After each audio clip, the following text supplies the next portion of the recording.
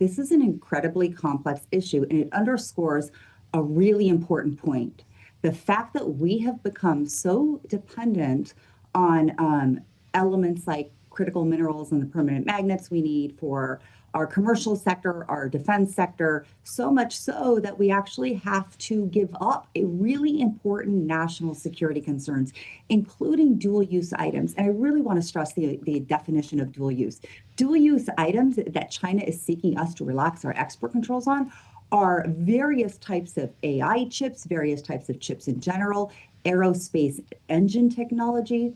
And these are dual use because, of course, they have commercial applications, but they have enormous military applications, so much so that the government has decided to restrict them in the first place. So can you imagine this scenario where, because of our import vulnerabilities due to China's supply chains, we actually have to give up some of our critical national security concerns?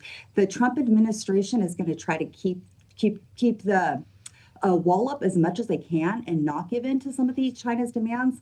But the Chinese are going to double down. It's going to be tariff reduction, export control, relaxation, and then potentially something about Taiwan, as China has signaled in the past. This is where I start to get a bit confused, Nazak. It's great to have you back. If this is, in fact, a national security concern, why is it on the bargaining table?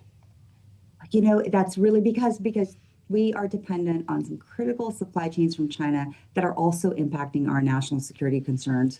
Rare earths that you all were just talking about, permanent magnets. Again, these are things that China controls exclusively the supply chain. And in order, I think some folks in the administration believe, in order to get our defense sector up and running, the commercial sector up and running with these magnets that we need, we're going to have to give some things up.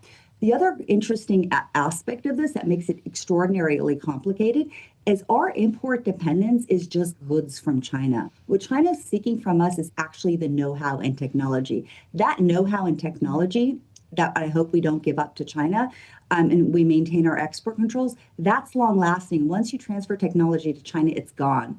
You know, but China can always turn around and stop the exports of the things that we need, the magnets, the pharmaceuticals, to us at any time. And that's what I'm concerned about. Even if there's a handshake deal, even despite China's history of not adhering to deals, even if we get something, they can turn around tomorrow and block our access versus us having given up technology that now China can keep forever. China, well, Nazak, one could listen to you and think that China is actually the one with all the leverage here. If they have a chokehold on this market that we need for our national security, if it's them that have the ability to just turn it on and off like a light switch, what hand does the U.S. really have? You know, I think the U.S., if they really want to play it strongly, they can and not give up too much. And the pharmaceutical sector, one of the sector we have the know-how to make the drugs. I don't think we're as vulnerable as you know, some may think we are. And in terms of magnets, I mean, let's remember, we have a huge magnet supply chain that's growing. We have light rare earths in California, heavy rare earths in Canada. A number of magnet producers have invested in the United States are growing. But let's also remember, we can reuse magnets. We can take magnets out of phones, out of autos, out of defense equipment, and basically remagnetize them and reuse them. And the reason I say all that is because, sure, it takes time to scale what we're building, our own domestic supply chain, but we're not at a loss. We can reuse what we currently have. And that gives us so much leverage to stay strong, to not give in to China's demands, because we're not as dependent as the Chinese like to think that we are. Sounds like a good time to short magnets. Nazak, I wonder to what extent Jensen Huang will help to influence the outcome of this question, specifically over export controls and semiconductors. He's got the president's ear. We know they have a relationship. He's been to the White House, and he talked a lot just a couple of weeks ago about how these building blocks for AI should in fact be based on American systems, even if it's AI companies in China that are doing the work, that the American building blocks should be in place. If that's the case, we're about to see a loosening of export controls for the better, correct? Well, we're in a situation where so many of our companies are now just developing and have been for a number of years so much revenue from China that cutting off access to that market could be pretty much short term, you know, in their view, catastrophic for them. At the same time, again, they're asking the US government to continue the exports of dual use items that are aiding and abetting Chinese military. Even if we, the United States, build massive data centers in China, the Chinese are using those data centers for AI capabilities that augment their military. And the way China plays is if you build it in China, you have to transfer technology to China. To me, it's a high risk proposition that we're continuing to transfer all of our technology to China when China just doubles down, pours more money into it to indigenize it, and more people and resources. We saw what happened with DeepSeek. We saw what's happened over the last 15 years. China has accelerated its growth in technology from virtually being a really sort of developing country, not technologically advanced at all, to the technological powerhouse that it is today. And that is because we've been transferring our technology.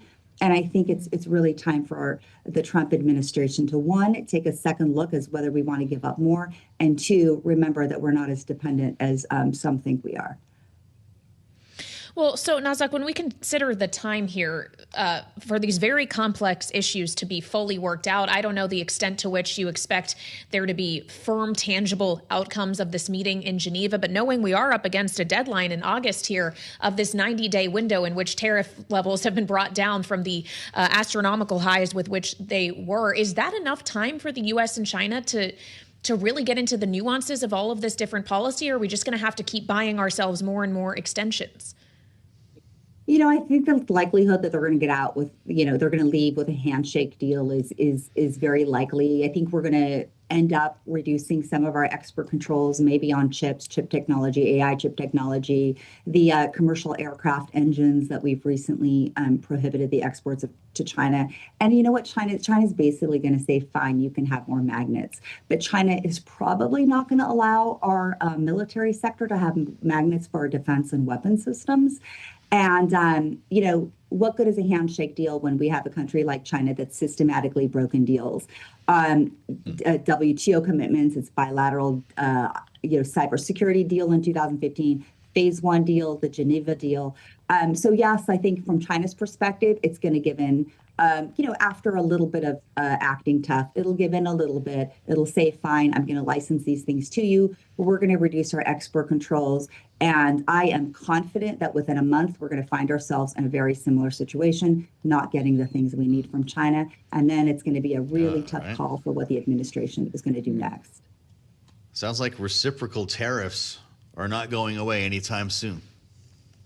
I think that they're going to stay. And look, they were having a real dire impact on the Chinese economy when they were in the high double digits and triple digits. And I think that if the Trump administration really wanted to bring China to its knees, it could have kept the tariffs on for slightly longer. Of course, that also adversely impacted American industries. I think we're going to be doing this song and dance for many, many months ahead until one of the countries capitulates.